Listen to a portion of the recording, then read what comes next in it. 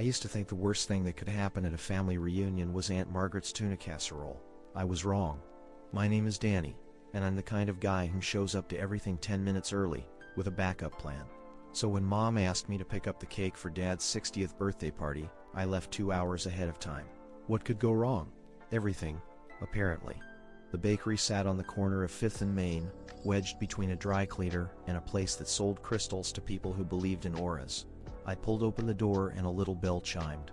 The woman behind the counter had flour in her hair, and the frazzled expression of someone who'd been yelled at about fondant. "Pick up for Morrison," I said. She disappeared into the back and returned with a box. A big, white, beautiful box that definitely contained a cake. "That'll be $75.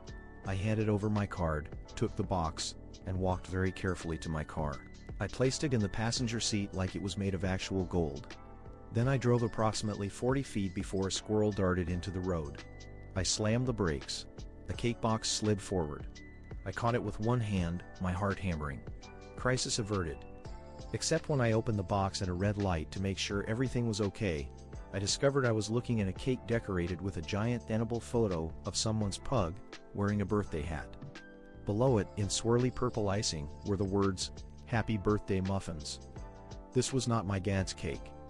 My dad's cake was supposed to say, "Happy 60th Tom," and have golf clubs on it, because Dad played golf twice in 1997, and never shut up about it. I called the bakery. No answer. I turned the car around. When I burst back through the door, the woman looked up from a tray of cupcakes with the expression of someone who just heard the first notes of her personal nightmare symphony. She checked her computer and her face went pale. "Oh no, oh no no." "What?" "We gave you the Hendrix order." "Which means we gave the Hendrix order to..." She grabbed her phone and started dialing frantically. "Where did the other person go?" I asked. "I don't know. Mrs. Hendrix just picked it up 5 minutes ago. She could be anywhere." I had 1 hour until the party. 57 minutes actually, because I always round down. "What did she look like?" Short? Gray hair?" She was wearing a purple tracksuit and driving a little yellow car. I ran outside and scanned the street. Nothing. Then I saw it. 3 blocks down, waiting at a light. A yellow hatchback. I sprinted. The light turned green.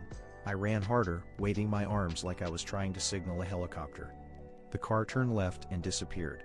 I stood there, panting, still holding someone's pud cake. Then my phone rang. "Mom.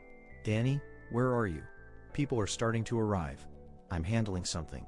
I'll be there soon." "You have the cake, right?" Define have. There was a dangerous pause. Daniel Marcus Morrison. My full name. I was dead. There was a mix-up at the bakery. I'm fixing it right now. I hung up before she could respond and ran back to my car. I needed a plan. A crazy plan, but a plan. I drove to every grocery store parking lot within a 2-mile radius, searching for a yellow hatchback. Nothing. I called the bakery again. This time someone answered. "Did Mrs. Hendrix call back?" "No, but I have her address from the order form. Would that help?" "Yes, please. I'm begging you." She rattled off an address in Oak Hill, the neighborhood where every house looked identical, except for the lawn ornaments. I plugged it into my GPS and drove like my life depended on it. Because in a way it did. Mom had very specific feelings about disappointment. I pulled up to a small ranch house with a plastic flamingo in the yard. A yellow car sat in the driveway. I grabbed the pud cake and rang the doorbell. A tiny woman in a purple tracksuit opened the door, eyeing me suspiciously. "Mrs. Hendrix." "Who's asking?" "My name is Danny. I think you accidentally got my dad's birthday cake." "I have your dog's cake." I held up the box like a peace offering. She squinted at me. Then at the box. "Muffins? Is that your dog? Show me." I opened it. She looked at the pud's face rendered in edible ink, and her expression softened. "Oh, that's perfect. Look at his little hat. So you do have my cake." "Potentially. Ma'am, with all due respect, my mother is going to murder me if I don't show up with a cake in." I checked my phone. 32 minutes. She disappeared inside and returned with another white box. "Golf clubs." "Yes, that's it." We made the exchange right there on her doorstep, both of us cradling our respective cakes like newborns. "Your mother sounds terrifying," she said. "You have no idea." I made it to the park pavilion with 4 minutes to spare. Mom stood by the picnic tables with her arms crossed, and her disappointed face warming up in the bullpen. I held up the box. Cake acquired. She opened it, inspected the golf clubs and the correct name, then looked at me. Why are you sweating? It's a beautiful day for a party. Dad came over and threw his arm around me. There's my boy. Did you have any trouble? I looked at the cake, thought about the squirrel, the pug, the sprint, the frantic search, Mrs. Hendricks and her purple tracksuit. Nope, I said. Smooth sailing. My cousin Jennifer appeared at my elbow. You look like you just ran a marathon. Long story. Does it involve why you smell like panic and frosting? We don't have time to get into it.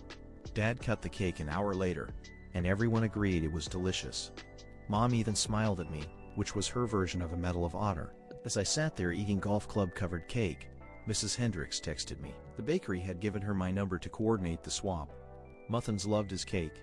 Thank you for tracking me down. You're a good son. I texted back, thank you, Mom. Then I turned off my phone, leaned back and decided that from now on, someone else could handle cake pickup duty. But they wouldn't.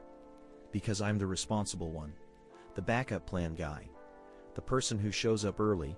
And apparently the guy who chases down senior citizens in yellow hatchbacks for the sake of buttercream and family obligation.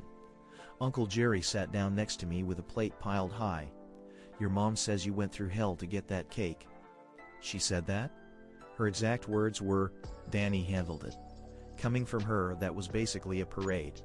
I took another bite of cake and watched Dad laugh at something Aunt Margaret said. The tuna casserole sat untouched on the buffet table as it should be.